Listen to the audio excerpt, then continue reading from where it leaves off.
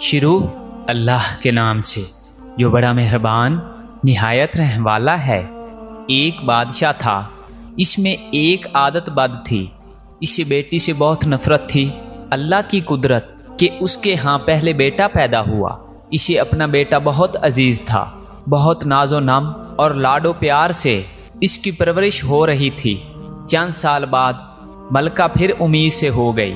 वलादत के दिन करीब थे, लेकिन बादशाह सलामत को किसी दूसरे बादशाह की दावत पर मुल्क से बाहर जाना पड़ा। जाने से पहले बादशाह ने मलका को हुक्म दिया कि मैं कहीं बाहर जा रहा हूँ।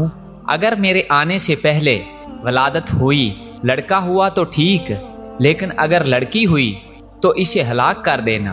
बादशाह चला गया। चंद हफ्ते बाद इसके यहाँ लड़की की वलादत हुई। औलाद माँ को बहुत प्यारी होती है। मलका रोने लगी कि ए अल्लाह, अब मैं क्या करूं। वलादत के वक्त एक दाई मौजूद थी जो मलका की हालत जार देख रही थी। अल्लाह ने इसके दिल में रहम पैदा किया। उसने मलका से कहा, ए मलका, आप दिल छोटा मत कीजिए। मैं यहाँ से सबके सामने बच्ची को हलाक करने के बहाने ले जाऊंगी, पर मैं यहाँ से इसे अपने घर में ले जाकर पालूंगी। अगर आप किसी तरह से बच्ची के लिए खर्च वगैरह भेजती रहेंगी तो आपकी बच्ची खुशहाल और आसूदा होगी, वगरना मुझ गरीब को जो नसीब इसे भी पालने की कोशिश करूंगी। मलका ने कुछ सोना चांदी जेवर वगैरह बच्ची के वास्ते थमा दिए। बच्ची को इसके हवाले किया। महल में ये बात फैलाई गई कि दाई ने बच्ची को ले जाकर हलाक कर दिया है, जबकि दाई ने शहजादी को अपने घर लाकर पूरे नाजो नम से इसकी परवरिश शुरू कर दी। जब बादशाह अपने सफ़र से वापस आया तो इसे यही अहवाल सुनाया गया कि आपके जाने के बाद बच्ची की वलादत हुई और आपके हुक्म के मौजब इसे हलाक कर दिया गया। बादशाह अपनी बदआदती के बायस खुश हुआ। दाई ने लोगों के सामने शहजादी को अपनी नवासी जाहिर किया। कभी कभार बादशाह से छुप छुपा के शहजादी को लाती और मलका अपनी बेटी को देखकर इसकी ममता को कुछ करार मिलता और वो दाई को सोना चांदी अपनी बेटी की निगहदाश्त के वास्ते दे दिया करती। चूंकि शहजादी की परवरिश अपने तरीके से हो रही थी, इसलिए खूब कद काठ निकाली। खूबसूरत थी ही, इसलिए जवान होते ही दुनिया के सामने शहजादी ना होते हुए भी शहजादियों की तरह दिखने लगी। एक दिन बादशाह की सवारी शहर से गुजर रही थी। इसी वक्त शहजादी और दाई भी इसी रास्ते से गुजर रही थी। बादशाह की नज़र शहजादी पर पड़ी। पूछा, ये कौन है? वजीर ने कहा, ये इस बिचारी औरत की नवासी है। बादशाह ने हुक्म दिया, मुझे ये बहुत पसंद आई है। कल इसके घर मेरे लिए रिश्ता लेकर जाना। चूंकि हकीकत का तो किसी को पता नहीं था, इसलिए दूसरे दिन वजीर, वकील वगैरह दाई के घर बादशाह के लिए इसकी नवासी का हाथ मांगने गए। अब दाई के औसान खता हो गए कि या अल्लाह, अब क्या करूं। उसने साफ इनकार करते हुए कहा, मैं एक गरीब हूं, मेरी नवासी बादशाह के लायक नहीं और ना ही बादशाह का किसी गरीब से रिश्ता जोड़ना सही है, इसलिए दोबारा इस सिलसिले में मेरे घर मत आइएगा। बादशाह खुद तो नहीं आया, लेकिन दाई के घर रिश्ते के लिए बहुत से बंदे भेजे। सब ने दाई को बहुत मिन्नत समाजत की, लालच दिए, धौंस धमकी दी, लेकिन दाई टस से मस नहीं हुई। तब बादशाह ने हुक्म दिया कि दाई को पकड़ के खूब सजा दे दो ताकि वो रिश्ते के लिए मान जाए। सिपाही दाई को पकड़कर बादशाह के सामने लाए और उन्होंने इसे खूब कूट कूट कर पीटना शुरू किया। सिपाहियों ने दाई को कपड़े की तरह निचोड़ के रख दिया। बिचारी पहले से ही 2 हड्डियों पर थी, इतनी मार बर्दाश्त ना कर सकी और बादशाह के सामने चीख पड़ी, बादशाह सलामत, ये कोई और नहीं बल्कि आपकी बेटी है। मैंने इसे हलाक करने के बजाय ले जाकर अपने घर में इसकी परवरिश की है। अब बादशाह को एहसास हुआ वो क्या गलती करने जा रहा था। खुदा ने इसे गुनाह अजीम से बचाया। वो और ज्यादा गुस्से में आ गया। अपने बेटे यानी शहजादे को बुलाकर हुक्म दिया कि अपनी बहन को जंगल में ले जाकर कत्ल कर दे और इसकी आंखें निकाल कर और गर्दन का खून लाकर मुझे दिखा दे ताकि मुझे यकीन हो जाए। शहजादा परेशान हुआ कि वो कैसे अपने हाथों से अपनी बहन को कत्ल करे, इसकी आंखें निकाल ले और इसके गर्दन का खून लाकर बाप को दिखा दे।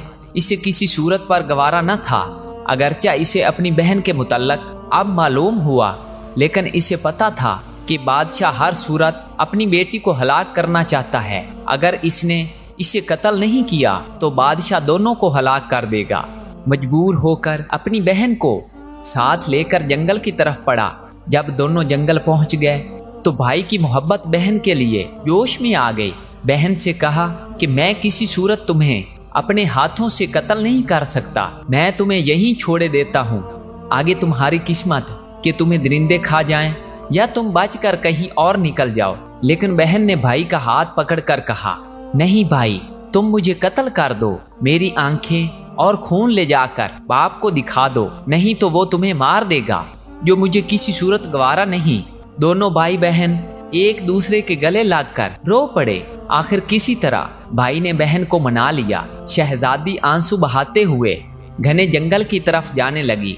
आखिरी बार पलटकर भाई को देखा और जंगल में घुस गई। इसके बाद शहजादे ने इधर उधर से ढूंढकर एक हरन का शिकार किया, इसके गर्दन का खून निकाला और आंखें निकालकर जाकर बादशाह को दिखा दी। बादशाह ने आईना मंगवाया, इसमें इन आंखों को और अपनी आंखों को गौर से देखा। जब इसको यकीन हो गया कि आंखों का रंग एक ही है, तब इसे तसल्ली हुई। मलका ने किसी तरीके से शहजादे को बुलाकर इससे बेटी के मुतल्लक पूछा। शहजादे ने माँ के सामने सारा अहवाल गोश गुजार कर दिया। मलका ने मुंह आसमान की तरफ करके हाथ ऊपर उठाए और बेटी के लिए दुआ मांगी कि ऐ अल्लाह, तू मेरी बेटी की हिफाजत कर, इसे अपने अमान में रख और इसे किसी अच्छी जगह पार लगा। अब आगे शहजादी का किस्सा सुनिए। शहजादी जंगल में रहने लगी और भूख मिटाने के लिए जंगली फल फूल बूटे खाकर अपना वक्त गुजारने लगी। इस दौरान बहुत सा वक्त गुजर गया। झाड़ियों कांटों से उलझकर इसके बोसीदा कपड़े तार तार हो गए। आखिरकार इसके बदन पर कोई कपड़ा ना रहा। एक दिन किसी और मुल्क का बादशाह अपने लाओ लश्कर के साथ इसी जंगल के रास्ते से गुजर रहा था। इत्तफाकन बादशाह इसी तरफ जा निकला जिधर शहजादी थी। जब शहजादी की कानों में किसी घोड़े के कदमों की आहट पड़ी तो जल्दी जल्दी किसी घने दरख्त पे चढ़ गई और इसके बड़े बड़े पत्ते तोड़कर अपनी सतरपोशी करके छुप के बैठ गई। बादशाह भी आके इसी दरख्त के नीचे ठहर गया। दरख्त घना और सायादार था। एक तरफ अपने घोड़े को बांधा और दरख्त के साये में कपड़ा बिछाकर थोड़ी देर सस्ताने की खातिर लेट गया। चूंकि इसका मुंह आसमान की तरफ था और वो अपने ख्यालों में गुम था, इसकी नज़र दरख्त के घने पत्तों में पोशीदा किसी हैत पर पड़ी। वो उछलकर खड़ा हो गया और बुलंद आवाज से कहने लगा, ऐ अल्लाह की मखलूक, तुम कोई परी हो, फरिश्ता हो, जिन हो या कोई इंसान हो, जो भी हो, अपने आप को जाहिर करो, मैं तुम्हें कोई नुकसान नहीं पहुंचाऊंगा। शहजादी ने पुकार कर कहा, ऐ मुसाफिर, मैं एक लाचार लड़की हूँ, मेरे जिस्म पर कपड़े के नाम पर कुछ भी नहीं है। अगर तुम अपने नीचे बिछे चादर को मेरी तरफ फेंक दो ताकि मैं इसे ढांप कर नीचे उतरूं और तुमसे बातचीत करूं। बादशाह ने अपने नीचे बिछे कपड़े को उठाया, इसका गोला सा बनाकर इसकी तरफ फेंका। शहजादी ने इस कपड़े से अपने जिस्म को खूब अच्छी तरह ढांपा और किसी न किसी तरीके से दरख्त से उतर गई। जब बादशाह ने शहजादी को देखा तो इसके हवास गुम हो गए। इसके पूरे मुल्क में कोई इतनी खूबसूरत लड़की नहीं थी। पूरे दिलो जान से शहजादी पर फरीजा हो गया। झट शहजादी से कहा, मैं एक बादशाह हूँ, अगर तुम बुरा ना मानो तो मैं तुमसे शादी करके तुम्हें अपनी मलका बनाना चाहता हूँ। अंधा क्या चाहे दो आंखें। शहजादी ने हामी भरी। वो भी एक ऐसा बंदा चाहती थी जो इसे इज्जत दे। बादशाह खुशी खुशी शहजादी को लेकर अपने मुल्क रवाना हो गया। अपने मुल्क पहुंचते ही बादशाह पहले वजीर के घर जा पहुंचा और इससे कहा, ऐसा समझो कि ये तुम्हारी बेटी है, मैं कर रिश्ता मांगने आऊँगा और शादी ब्याह रचाकर अपनी अमानत यहाँ से अपने महल ले जाऊँगा। वजीर ने आदाब बजा कर कहा, बादशाह सलामत, आप पूरी तरह से तसल्ली रखिए, ये आपकी अमानत है, और मेरी बेटी, जब आपका दिल चाहे इसे ब्याह कर ले जाइए। बादशाह शहजादी को वजीर के घर छोड़ आया। अगले दिन वकील काजी बादशाह के रिश्ता लेकर वजीर के घर आ पहुंचे। वजीर ने रिश्ते के लिए हाँ कर दी। 1-2 दिन बाद मंगनी हो गई। बादशाह शहजादी के इश्क में सब कुछ भूल चुका था। जल्द ही शादी का न्योता भेजा और शहजादी को ब्याह कर अपने महल लाया। बादशाह और शहजादी अपने शादी से बहुत खुश थे।